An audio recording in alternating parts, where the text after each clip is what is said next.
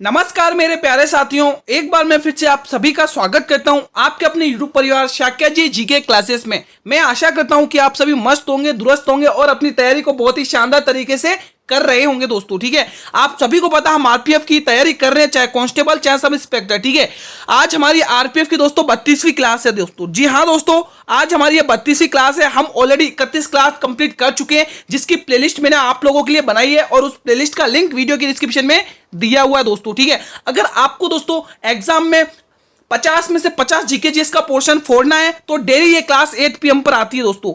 Daily ये class 8 PM पर आती है, आप डेली देखिए। मैं गारंटी के साथ दे रहा हूं 100% एक भी क्वेश्चन बाहर नहीं जाने दूंगा। हमारा टारगेट 50 क्लास का दोस्तों। इन 50 टारगेट को पूरा करने के बाद हम स्टार्ट करेंगे हमारे मॉडल पेपर सीरीज, जो आपके एग्जाम में सीधी छपेगी दोस्तों। ठीक है, क्लास को पूरा अंत तक वॉच करिए, बहुत ही इंपॉर्टेंट क्लास है, एक भी क्वेश्चन मिस ना करें दोस्तों।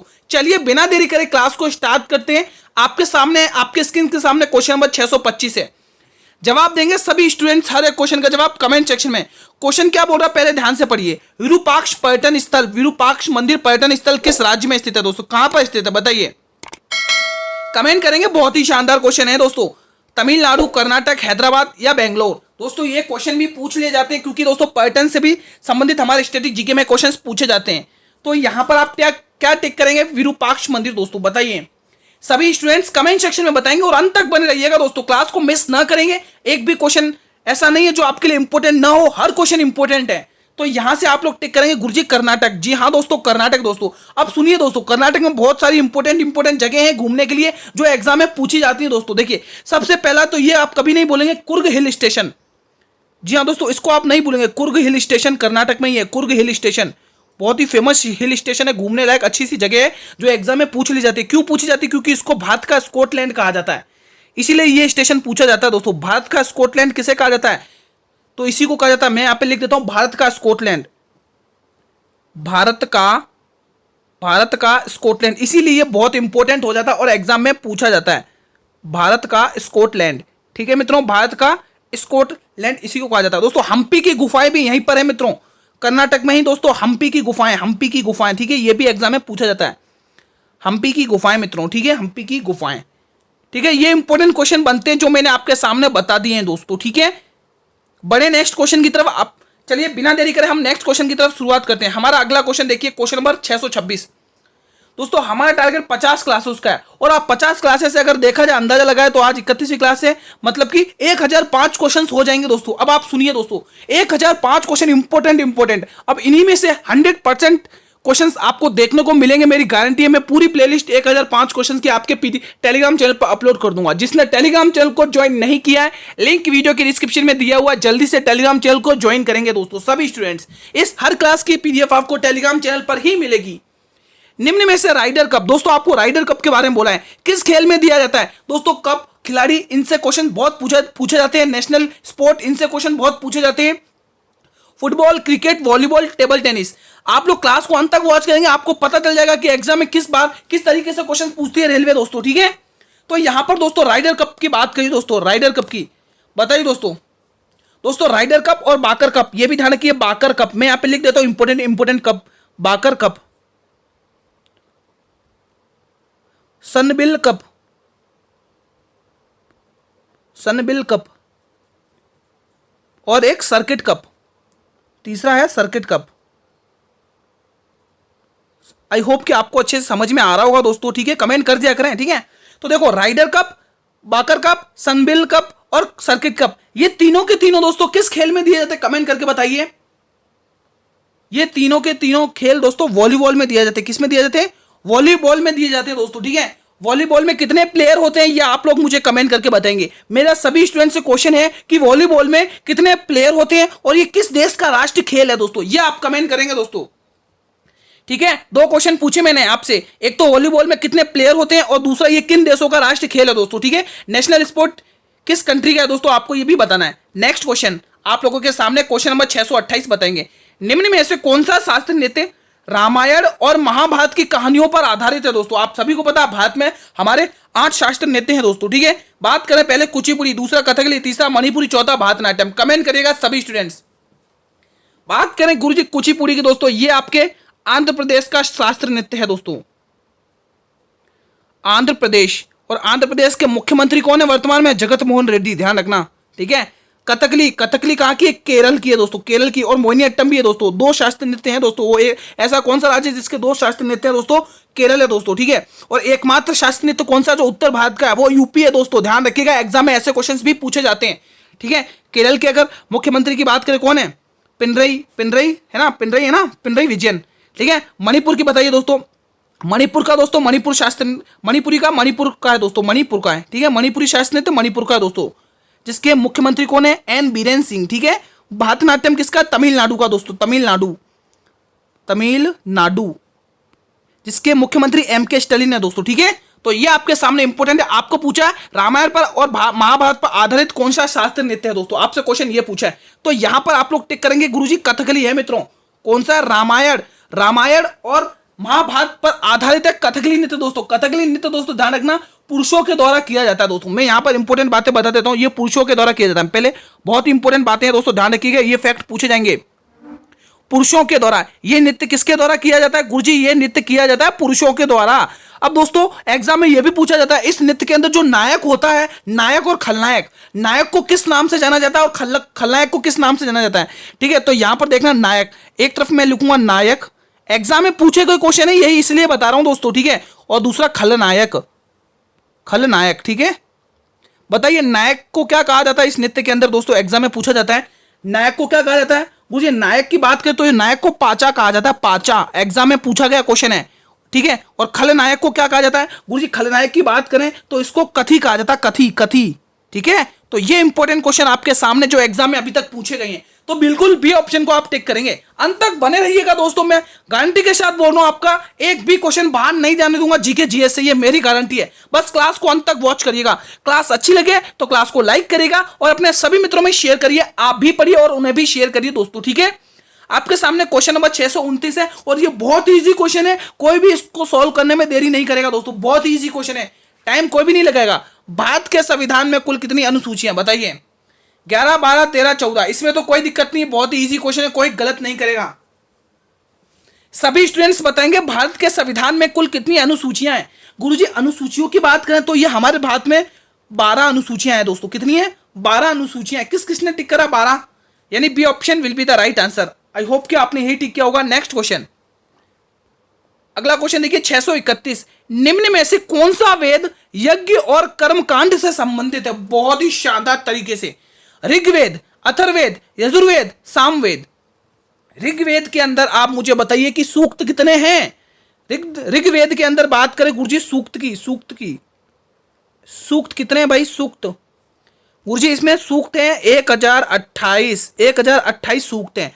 और ऋग्वेद की ही बात करें गुरुजी इसमें मंडल कितने हैं? मंडल, इसमें अगर मंडल पूछ ले तो मंडल अष्टमंडल है दोस्तों, अष्टमंडल, 8 मंडल है, कितने? 8 मंडल। अगर इसी में दोस्तों ऋचाएं पूछ ले, ऋचाएं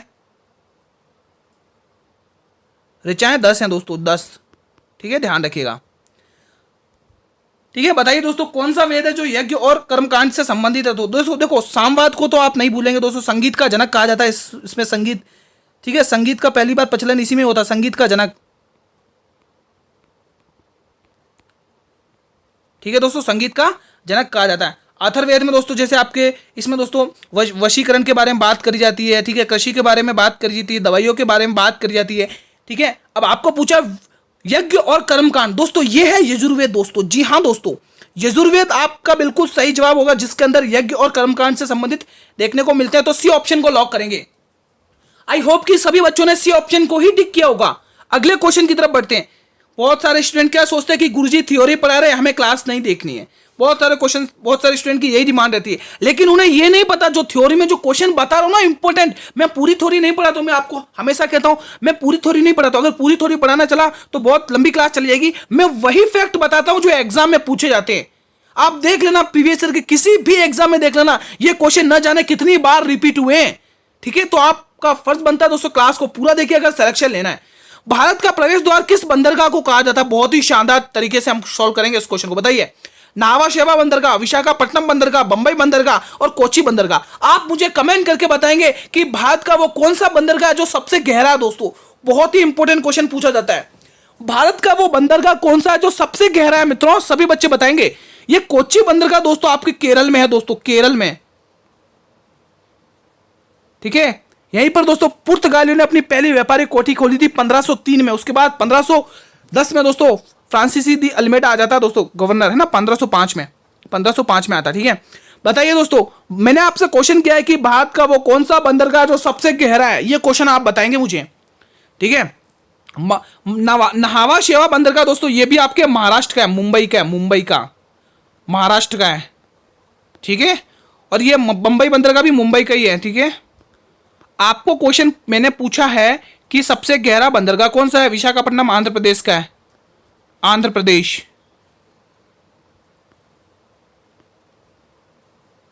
ठीक है। अब देखिए दोस्तों, अब आपको क्वेश्चन में पूछा है कि कौन सा बंदरगाह दोस्तों भारत का प्रवेश द्वार कहा जाता है, तो वो बंदरगाह है बंबई बंदरगाह। ये भारत का सबसे बड़ा बंदरगाह है दोस्तों, ध्यान रखिएगा। मैं यहां पर एक लाइन में लिख देता हूं, भारत का सबसे बड़ा बंदरगाह, इसी को भारत का प्रवेश द्वार कहा जाता है।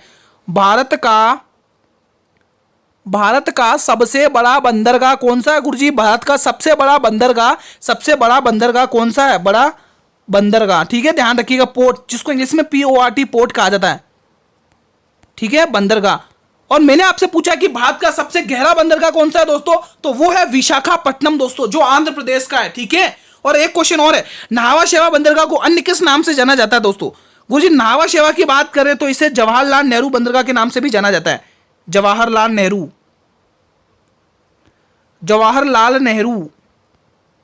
इसे जवाहरलाल नेहरू बंदरगाह से भी जाना जाता है नाम से, ठीक है दोस्तों। तो ये इंपॉर्टेंट क्वेश्चन आपके सामने जो एग्जाम में सीधे पूछे जाते हैं।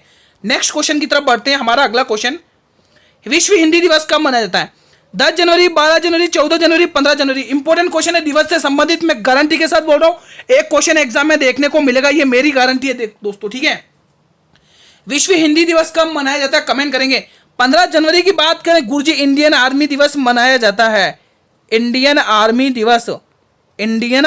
दिवस दोस्तों बहुत ही इंपॉर्टेंट दिवस है, एग्जाम में बहुत बार पूछा गया। आप प्रीवियस ईयर के एग्जाम देखिए दोस्तों, इंडियन आर्मी दिवस, ठीक है। 14 जनवरी को कौन सा दिवस मनाया जाता है, कमेंट करेंगे सभी स्टूडेंट्स, बताइए दोस्तों। गुरुजी 14 जनवरी की बात करें तो अंतर्राष्ट्रीय पतंग दिवस दोस्तों, अंतर्राष्ट्रीय पतंग दिवस। आपको हर क्लास की PDF में टेलीग्राम चैनल पर मिलेगी, आप लोग टेलीग्राम चैनल को ज्वाइन करें, लिंक वीडियो की डिस्क्रिप्शन में है मित्रों, ठीक है। अंतर्राष्ट्रीय पतंग दिवस। 12 जनवरी को कौन सा दिवस मनाया जाता है? गुरुजी 12 दिवस की बात करें तो राष्ट्रीय युवा दिवस मनाया जाता है। कौन सा दिवस मनाया जाता है? राष्ट्रीय युवा दिवस। कौन सा दिवस मनाया जाता है मित्रों? राष्ट्रीय युवा दिवस। 10 जनवरी को मनाया जाता है विश्व हिंदी दिवस, 10 जनवरी को मनाया जाता है। यहां से आप लोग ए ऑप्शन को टिक करेंगे, आपका ए ऑप्शन बिल्कुल सही जवाब जाएगा दोस्तों। नेक्स्ट क्वेश्चन देखिएगा आपके सामने आपकी स्क्रीन पर, क्वेश्चन नंबर 634 बताएंगे, सिंधु नदी की निम्न में से सबसे बड़ी सहायक नदी कौन सी है? बताइए दोस्तों, क्या होगा इसका सही जवाब? जल्दी से बताएं भाई। सिंधु नदी की ये सारी सहायक नदी आपको देखने को मिल रही है, लेकिन इनमें से सबसे बड़ी सहायक नदी कौन सी है? गुरुजी झेलम तो होगी नहीं, बिल्कुल सही बात है। गुरुजी सतलज भी नहीं होगी, रावी भी नहीं होगी जो रोहतांग दर्रे से निकलती है, चिनाब होगी दोस्तों। जी हाँ दोस्तों, चिनाब सिंधु नदी की सबसे बड़ी सहायक रिवर है, ठीक है, सबसे बड़ी है ना। सहायक रिवर को बोलते हैं ट्रिब्यूटरी रिवर्स, है ना, ट्रिब्यूटरी रिवर्स, ठीक है। अब दोस्तों चिनाब नदी दोस्तों कहां से निकलती, कहां से इसका उद्गम होता है? इसका उद्गम होता है बाडा लाचला दर्रा से दोस्तों। मैं यहां पर लिख देता हूं आपके लिए, बाडा लाचला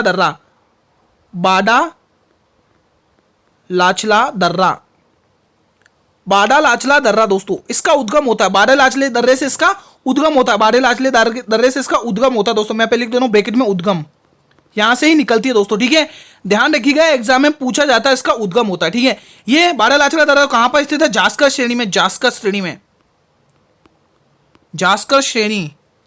ये तो सब आपने बता दिया गुरुजी, लेकिन ये किस राज्य में स्थित है ये तो बताया नहीं, तो दोस्तों ये भी साथ में सुन लगे आप, ये हिमाचल प्रदेश में है, हिमाचल प्रदेश में, जिसके मुख्यमंत्री श्री पेमा खांडू हैं, ठीक है, ध्यान रखना। हिमाचल प्रदेश, ध्यान रखिएगा दोस्तों, हिमाचल प्रदेश, ठीक है। तो यहां से ये आपके इंपॉर्टेंट क्वेश्चन कवर होते हैं। नेक्स्ट क्वेश्चन आपके सामने स्क्रीन पर, क्वेश्चन 635, एकल न्यायिक प्रणाली निम्न में से किसके संविधान से लिया गया दोस्तों? एकल न्यायिक प्रणाली को निम्न में से किसके संविधान से लिया गया है? Britain, America, Ireland, Australia. Comment करके बताएंगे सभी स्टूडेंट्स। यहां पर बात हो रही दोस्तों एकल न्यायिक प्रणाली की दोस्तों, और साथ में ध्यान रखेंगे संसदीय व्यवस्था। संसदीय व्यवस्था ध्यान रखिएगा, एग्जाम में पूछी जाती है संसदीय व्यवस्था। जो भी बता रहा हूं वो इंपॉर्टेंट है, ठीक है। संसदीय व्यवस्था और एकल न्यायिक नागरिकता दोस्तों। एकल नागरिकता लिखिए, एकल नागरिकता। एकल नागरिकता बहुत बार पूछी गई है क्वेश्चन, एकल नागरिकता, नागरिकता, ठीक है, एकल नागरिकता। और दोस्तों विधि का शासन दोस्तों, विधि का शासन, विधि का शासन, विधि का शासन।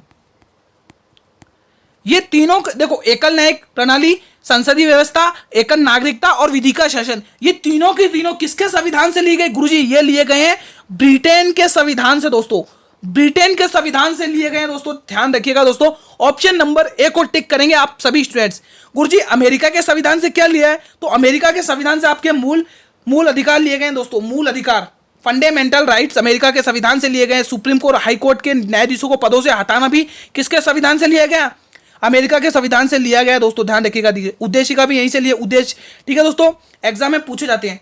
और दोस्तों आयरलैंड के संविधान से क्या लिया गया? डीपीएसपी यानी राज्य के नीति निर्देशक तत्व आयरलैंड के संविधान से लिए गए। राष्ट्रपति के राज्यसभा में 12 मनोनीत चयन सदस्यों को भी आयरलैंड के संविधान से लिए गए हैं दोस्तों, ठीक है। और राष्ट्रपति का निर्वाचन मंडल भी आयरलैंड के संविधान से लिया गया, ठीक है। प्रस्तावना की दोस्तों विचार भी ऑस्ट्रेलिया के संविधान से लिए गए, ठीक है। तो ये आपके सामने। नेक्स्ट क्वेश्चन नंबर 636, निम्न में से महाराष्ट्र की सबसे ऊंची चोटी कौन सी है? बहुत ही शानदार, बहुत ही तरीके से बताऊंगा कंसेप्ट वाइज। देखिए सबसे पहले हम हमारा प्रायद्वीपीय भारत बना लेते हैं दोस्तों। ये हमारा प्रायद्वीपीय भारत है, ठीक है। आप सभी ने देखा होगा, ये हमारी क्या है, ये हमारी क्या है, ये हमारी क्या है, पश्चिमी घाट है। और ये पश्चिमी घाट है, वेस्टर्न घाट, और ये हमारी पूर्वी घाट है, ठीक है।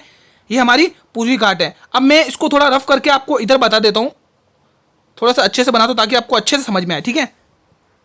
यहाँ पे बनाता हूँ मैप, ये हमारा प्रायद्वीप भारत है, ठीक है। थोड़ा सा अच्छे से बना लेते हैं, नहीं तो स्टूडेंट कहेंगे गुरुजी को मैप ही बनाने नहीं आया प्रायद्वीप भारत का। ये आपके प्रायद्वीप भारत, ठीक है। तो मैंने आपको बताया यहाँ पे आपकी वेस्टर्न घाट है, ठीक है, और यहाँ पे आपकी पूर्वी घाट है, जहाँ पे मिलती है वो नीलगिरी पहाड़ी, और नीलगिरी पहाड़ी की सबसे ऊंची चोटी रोडा बेटा है, ठीक है। तो देखो ये जो प्रायद्वीप भारत है ना, इसकी जो पश्चिमी घाट है, मैं उसको ऐसे ऐसे काट लेता हूँ, ऐसे बना देता हूँ। अब देखना, ध्यान से समझना यहाँ पे, ठीक है। यहाँ से गुजरती है दोस्तों 16 डिग्री अक्षांश रेखा, 16 डिग्री अक्षांश रेखा, गोवा से अक्षांश रेखा, लॉन्गिट्यूड, ठीक है। अक्षांश रेखा कहाँ से गुजरती है? गोवा से, ठीक है। तो जब ये गुजरती है तो दो पार्ट में डिवाइड करती है। ये तो आपका इलाका होता है उत्तरी सह्याद्री,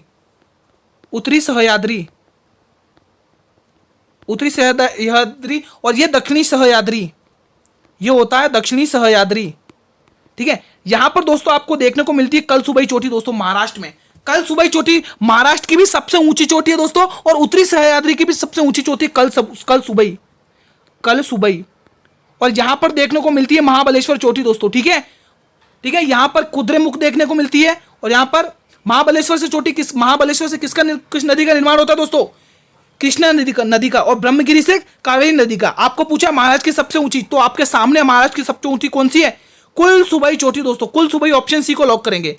नेक्स्ट क्वेश्चन आपके सामने, क्वेश्चन नंबर 237, 2011 की जनगणना के अनुसार सर्वाधिक लिंगानुपात वाला राज्य पूछा, और मैं आपको पूछना चाहता हूं कि यूटी कौन से हैं। आपको यूटी के नेम भी बताने गुरुजी, यूटी के नेम, 2 यूटी के नेम भी बताना जिनका सर्वाधिक लिंगानुपात है, सर्वाधिक और न्यूनतम। बताइए, सर्वाधिक न्यूनतम दोनों बताएंगे। यहां पर पहले इसका जवाब दें आप, पहले आपको बताना है कि सर्वाधिक राज्य कौन सा जिसका लिंगानुपात ज्यादा है। तो वो गुरुजी केरल है मित्रों, केरल है। कितना है दोस्तों केरल का? 1037। हम किसकी जनगणना की बात करें? 2011 की। ये तो सर्वाधिक। अगर न्यूनतम पूछे तो न्यूनतम राज्य कौन सा दोस्तों? न्यूनतम,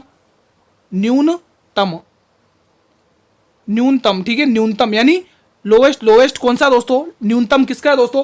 तो ध्यान रखेंगे दोस्तों, न्यूनतम आपको पूछे तो आपको क्या टिक करना है? हरियाणा। क्या टिक करोगे? हरियाणा। क्या टिक करोगे मित्रों? हरियाणा। मैं यहां पर ये आपके सामने लिख रखा है, इसको सही से लिख देता हूं, यहां, ठीक है। यहां पर आपके सामने हरियाणा दे रखा है, हरियाणा। यहां पे न्यूनतम है, लो हम कर दे तो लो, ठीक है। न्यूनतम किसमें दोस्तों? हरियाणा राज्य में। कितना है दोस्तों बताइए, आपको पता है कितना है? 879। कितना है? 879। मैंने आपके, अब ठीक है, ये तो हो गई सर्वाधिक न्यूनतम। मैंने यूटी की बात करी, सबसे पहले पुदुचेरी, पुदुचेरी।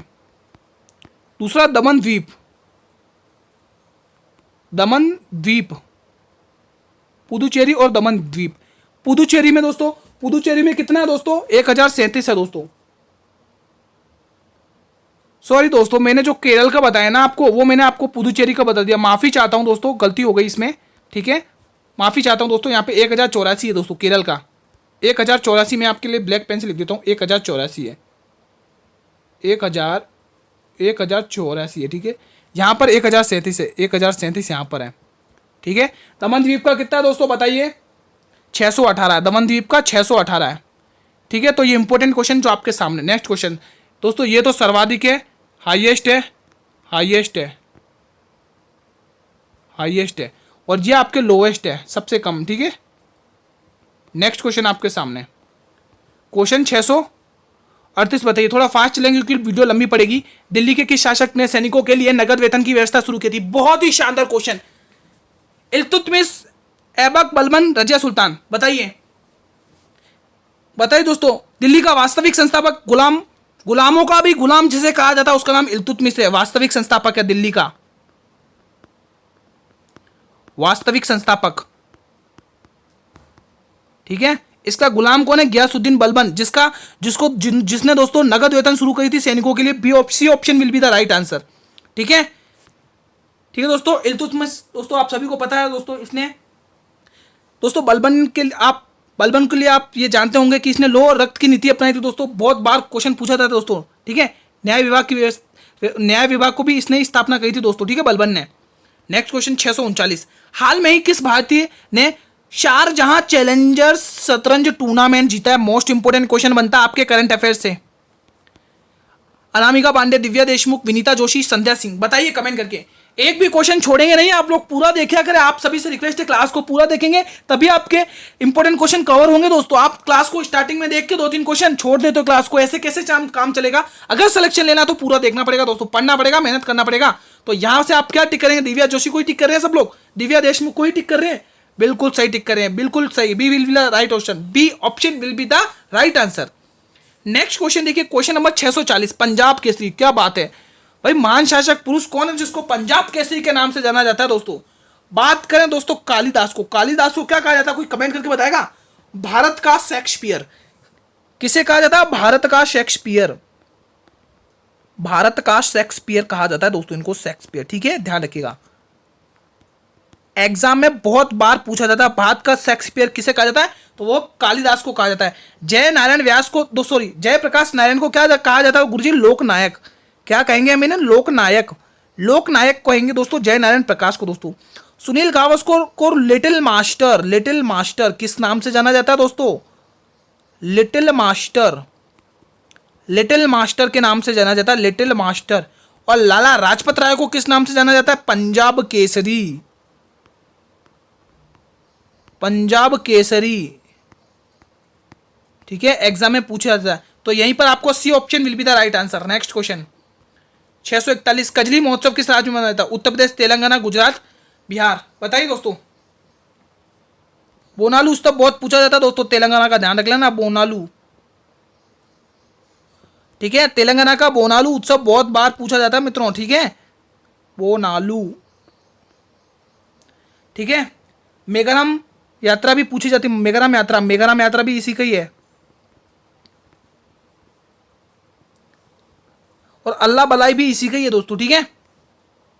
गुजरात में तो आप सभी को पता है रण उत्सव, खेल उत्सव, पतंग उत्सव, मरीन उत्सव, ठीक है, ठीक है, ये आप याद रखना। बिहार में बिहू, यहाँ पे बिहार में देख लो बिहू, बिहार में सॉरी बिहू कहाँ से हो गया?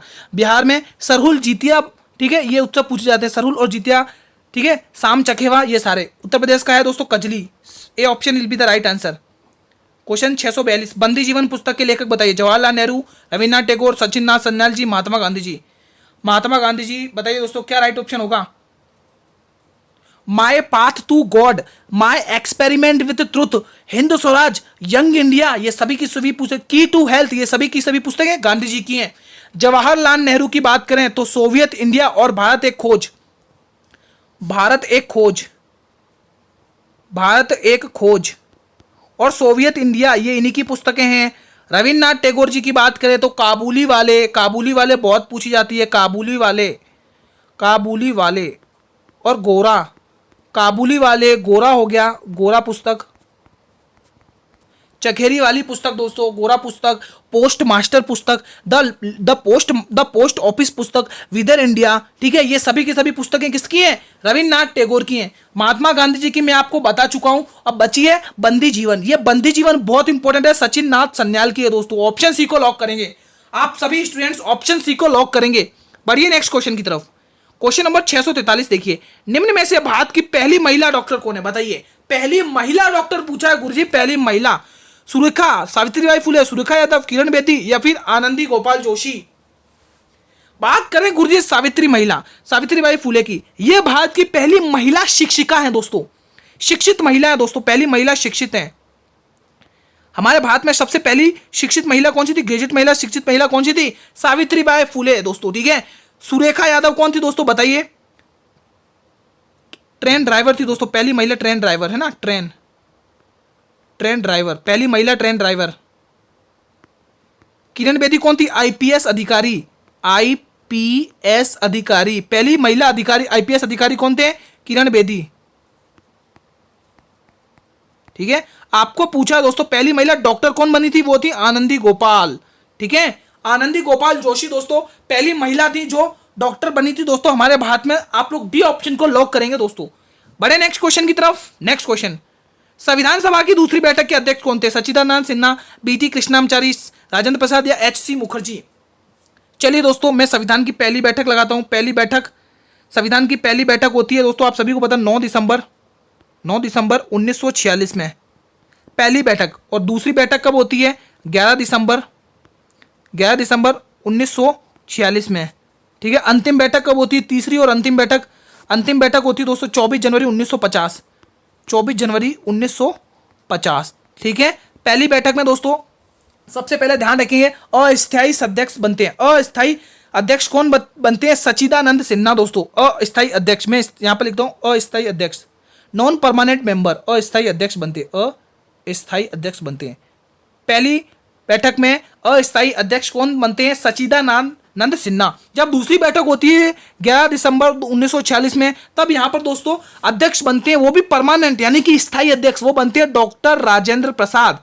तो वही पूछा दोस्तों, दूसरी बैठक में डॉक्टर राजेंद्र प्रसाद स्थायी सदस्य बनते हैं दोस्तों। अब इसमें उपाध्यक्ष भी पद आ गए थे दोस्तों। उपाध्यक्ष कौन बनते हैं सेकंड बैठक में? तो बीटी कृष्णमाचारी और एचसी मुखर्जी, ये दोनों जने दोस्तों उपाध्यक्ष बनते हैं दूसरी बैठक के दोस्तों, उपाध्यक्ष, ये दूसरी बैठक के उपाध्यक्ष बनते हैं, ठीक है। तो ये इंपोर्टेंट आपके सामने क्वेश्चंस, तो यहां पे आप लोग सी ऑप्शन को टिक करेंगे। नेक्स्ट क्वेश्चन, अंतिम प्रश्न है क्लास का। राजेंद्र कुलकर्णी का संबंध किस वाद्य यंत्र से? बांसुरी, शहनाई, तबला, सितार? गुरुजी राजेंद्र कुलकर्णी और राजेंद्र प्रसन्ना, ठीक है, एग्जाम में पूछे जाते हैं। इनकी बात करी तो हरिप्रसाद चौरसिया को भी ध्यान रखेंगे। हरिप्रसाद चौरसिया